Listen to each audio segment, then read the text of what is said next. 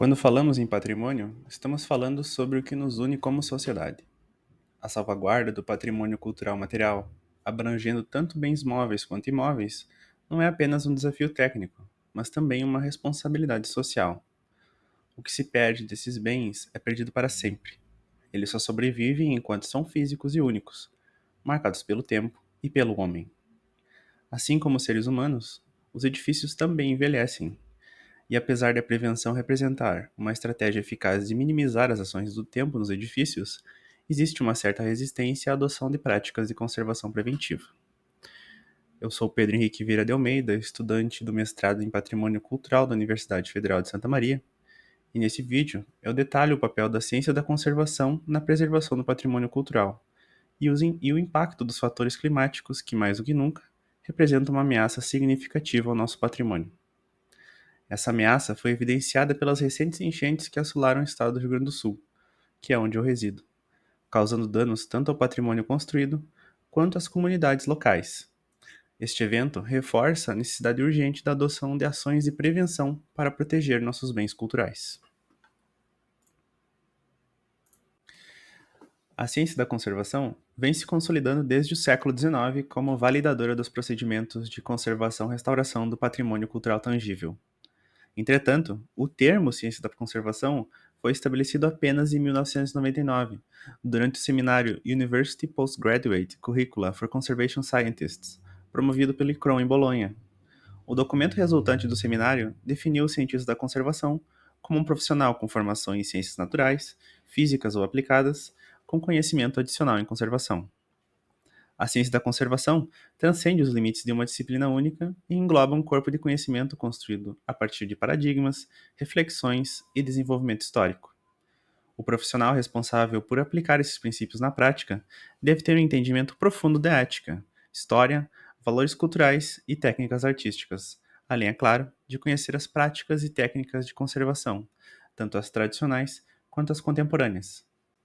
Dessa forma, a efetividade da ciência da conservação requer uma abordagem abrangente, onde o profissional deve ser dotado não somente de competências técnicas, mas também de uma consciência das implicações históricas e culturais de seu trabalho.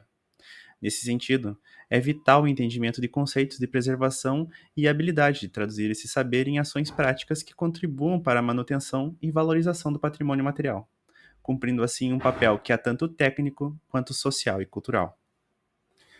A trajetória da ciência da conservação tem manifestações que podem ser identificadas desde quando um ceramista grego refazia a alça de uma ânfora quebrada ou um monge retocava iluminuras medievais. Mas a sua especialização se deu com a formação de grandes coleções privadas e públicas do século XIX. A responsabilidade dos conservadores aumentou com essas coleções. Nesse período, a linha limítrofe entre a criatividade do artista e a função do restaurador começou a ser mais claramente demarcada. O respeito à estética e a originalidade da obra se tornaram diretrizes cruciais. No final do século XIX, foi estabelecido um dos primeiros laboratórios dedicados à conservação no Museum, em Berlim, conhecido como Röntgen Research Laboratory. Esse laboratório foi dirigido pelo professor Dr. Friedrich Röntgen e focado na conservação de acervos arqueológicos. Durante a década de 30, o termo método científico começou a ser associado à conservação. Arquitetos restauradores moldaram o paradigma da conservação com base em princípios científicos. No próprio ano de 1930, ocorreu o primeiro Congresso Internacional de Arquitetos e Técnicos de Monumentos Históricos. Este encontro resultou na Carta de Atenas, estabelecendo princípios para a restauração e conservação de monumentos e sítios. A modernização da prática da conservação avançou significativamente com a criação do Instituto Central de Restauro em Roma, no ano de 1939, dirigido por Cesare Brandi. Sua obra, Teoria do Restauro, tornou-se um marco na restauração moderna. Nas décadas de 60 e 70, a conscientização sobre a importância do patrimônio construído aumentou. No decorrer desse período, a postura em relação às edificações históricas começou a sofrer uma transformação significativa. Arquitetos, membros do público e, eventualmente, políticos começaram a se opor à tendência mundial de construir novos edifícios, que muitas vezes ocorria à custa da identidade e história das cidades. A destruição dessas edificações provocou uma reação pública e levou a crescente conscientização sobre a importância do patrimônio construído. O edifício deixou de ser apenas um depósito de acervos culturais e passou a ser visto como um elemento indispensável à preservação desses bens. Avançando para o ano de 64, O segundo Congresso Internacional de Arquitetos e Técnicos de Monumentos Históricos, ocorrido em Veneza, adotou um total de 13 resoluções. A primeira delas foi a Carta Internacional do Restauro, mais conhecida como a Carta de Veneza. A segunda resolução, conforme a sugestão da Unesco, estabeleceu a criação do ICOMOS. Este congresso representou um esforço coletivo de várias nações e profissionais, visando a implementação de um sistema de cooperação internacional. O objetivo era abordar com rigor metodológico e coerência de critérios as múltiplas questões envolvidas na preservação de bens culturais. Nas décadas subsequentes, especialmente nos anos 70 e 80, a discussão avançou para além da preservação física dos edifícios e começou a abordar questões de identidade e memória, integrando assim o contexto social no conceito de patrimônio. Esse cenário progressivamente consciente pavimentou o caminho para o desenvolvimento de leis de planejamento urbano mais rigorosas, que dificultam a demolição ou alteração de prédios de significância cultural, arquitetônica ou histórica. Gary Thompson, na década de 80, destacou a necessidade de controlar elementos ambientais como luz, temperatura e umidade para a preservação eficaz de coleções. O período, que abrange as últimas 2 décadas do século XX, é caracterizado por debates significativos que levam os profissionais da conservação e restauração a uma necessidade crescente de especialização. A abrangência, que antes permitia atuar em diversos materiais como metal, pintura, cerâmica, papel e pedra, e em vários campos de aplicação como escavações, museus históricos, arquivos e pinacotecas, tornou-se insustentável. Em 1991, o Programa Nacional de Salvaguarda de Coleções dos Países Baixos apresentou um modelo de atuação de conservação preventiva, que serviu como referência a outros países. Com o objetivo de preparar melhor os profissionais que lidavam com coleções, foram realizados em 92, por meio da Unesco, em 94, através do Instituto Internacional para a Conservação de Obras Históricas e Artísticas, 2 congressos que discutiram a disciplina da conservação preventiva.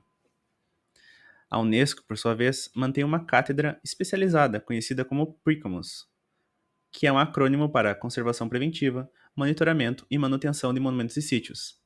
Essa iniciativa tem a finalidade de conduzir estudos no campo de monitoramento e cuidados contínuos, além de fomentar a propagação dessas abordagens como um método de preservação antecipada, garantindo sua viabilidade, tanto do ponto de vista técnico quanto social. Os critérios de conservação preventiva são dinâmicos e adaptam-se às particularidades dos materiais e das áreas em que os bens estão localizados. O clima desempenha um papel crucial. Procedimentos ideais para regiões tropicais diferem dos aplicáveis em climas temperados. Para prolongar a durabilidade e vida útil dos materiais, diversas atividades podem ser adotadas, incluindo a manutenção, a reparação, a consolidação, a restauração e a reconstrução. A manutenção, por sua vez, é uma componente-chave da conservação preventiva. Exemplos de atividades de manutenção incluem as inspeções rotineiras, a limpeza diária ou periódica, pinturas, imunizações, entre outros. Nesse contexto, um plano de conservação é essencial para organizar e orientar atividades de manutenção, estabelecendo políticas para permitir que significados culturais sejam mantidos ao longo do tempo. Através de sua efetiva implantação, não apenas é possível preservar os edifícios antigos, mas também recuperar a capacidade funcional de seus sistemas e prolongar a sua vida útil. É vital considerar o impacto das mudanças climáticas e a crescente descaracterização das estações do ano. Um clima mais instável pode acelerar a deterioração, exigindo maior frequência de intervenções e, consequentemente, um aumento no orçamento de manutenção. O projeto Noah's Ark, realizado pela Universidade de Bolonha, que contou com o financiamento da União Europeia, destacou que, apesar da temperatura ser comumente destacada como fator-chave da mudança climática, as chuvas intensas, inundações e surtos de tempestades representam ameaças críticas ao patrimônio. Esses eventos meteorológicos intensificados têm o potencial de sobrecarregar estruturas como telhados e calhas, penetrar em materiais de construção tradicionais como o adobe e o pau-a-pique e introduzir poluentes na superfície dos edifícios, enquanto as inundações trazem consigo perdas catastróficas. Além disso, as alterações nos níveis de umidade afetam o crescimento dos micro-organismos nos elementos de pedra e de madeira, e a formação de sais que degradam a superfície. Verões mais secos, por sua vez, aumentam a erosão salina da pedra e ressacam os solos que protegem remanescentes arqueológicos e sustentam as fundações dos edifícios. Estas preocupações geraram ações globais.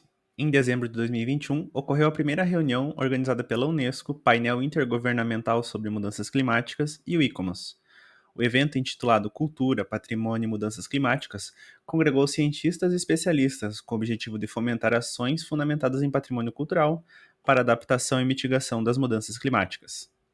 Nesse contexto, a Rede Patrimônio Climático propôs que desafios antropogênicos, como as mudanças climáticas, requerem soluções de índole humana. Estabelecida desde a Cúpula Global da Ação Climática de 2018 e formalmente lançada em 2019, a rede visa reorientar políticas climáticas, planejamento e ações em todos os níveis para incluir considerações culturais. A descaracterização das estações torna mais desafiante o estabelecimento de padrões sazonais de conservação, exigindo uma abordagem ainda mais adaptativa e rigorosa na conservação preventiva. Cada país possui as suas particularidades e desafios regionais relacionados ao clima. No caso brasileiro, por exemplo, questões como o congelamento de edificações não são tão preocupantes quanto podem ser na Europa, América do Norte e Ásia. Isso ressalta a necessidade de adaptar as estratégias de conservação preventiva às características regionais. Essa adaptação torna-se ainda mais crítica quando consideramos que, apesar de não ser um conceito novo, a conservação preventiva ainda encontra aplicação restrita em território brasileiro. Na avaliação de estratégias de conservação preventiva, quando aplicadas ao patrimônio cultural, é imperativo ir além da simples categorização das condições ambientais gerais, tais como meio urbano, zona marinha e área rural. É crucial empreender um exame minucioso de múltiplas variáveis climáticas que influenciam diretamente nos processos de deterioração.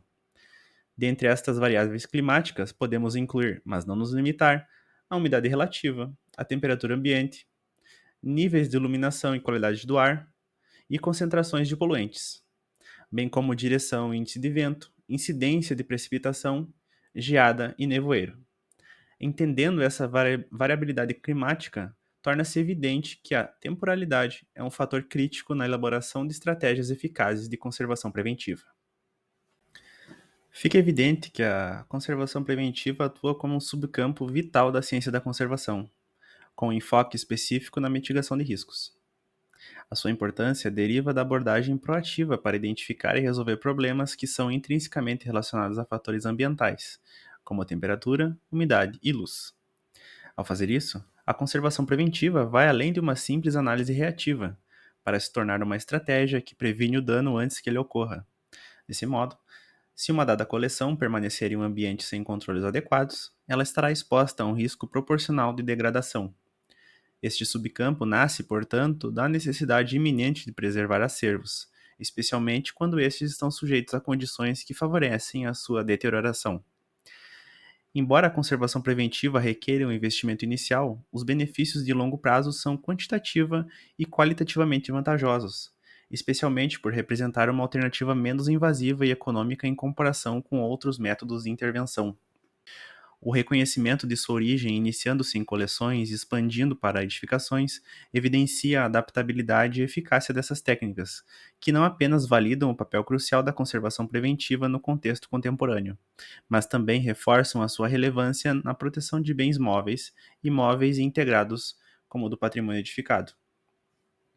Além disso, torna-se imperativo considerar a influência do clima e da regionalidade nas estratégias de conservação. A adaptabilidade às especificidades regionais e climáticas é crucial, especialmente em nações diversificadas, como é o caso do Brasil. A temporalidade e a necessidade de observação contínua em meio às variações sazonais reforçam a importância de uma abordagem proativa em conservação preventiva. Utilizar ferramentas e técnicas analíticas adequadas, adaptadas às particularidades climáticas, não só maximiza a eficácia das estratégias de conservação, como também enfatiza a colaboração interdisciplinar entre ciências exatas, aplicadas e humanas, que podem e devem trabalhar juntas na conservação de bens culturais. Essa abordagem interdisciplinar na conservação é vital para garantir a preservação do patrimônio cultural em meio às crescentes incertezas climáticas e ambientais.